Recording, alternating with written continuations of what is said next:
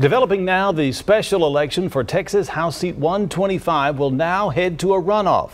5 candidates were vying for the seat to replace Justin Rodriguez, who accepted a Bexar County Commissioner seat. Eyewitness News reporter Vanessa Croix is joining us live from the headquarters of the top vote getter in Leon Valley. Vanessa?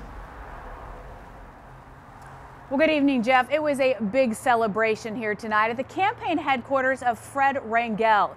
He's the only Republican running for the seat that's been held by a Democrat for nearly 30 years. And in fact, a Republican hasn't even run for this seat in the last 3 elections. And now Rangel is headed into a runoff. He came out on top tonight with over 2,300 votes, with former City Councilman Ray Lopez coming in second with nearly 1,200. And Education Coordinator Coda Rayo Garza trailed him by a tight 22 votes. The race will now head to a runoff between Rangel and Lopez. Lopez raised more money for his campaign than all the other candidates combined, but Rangel said he can do more with less, just like he'll do if he wins this seat. I know how to spend money efficiently and economically and be able to increase the return. You're seeing the numbers, okay? That's number one. So I can do it for everyone in House District 125 in that seat.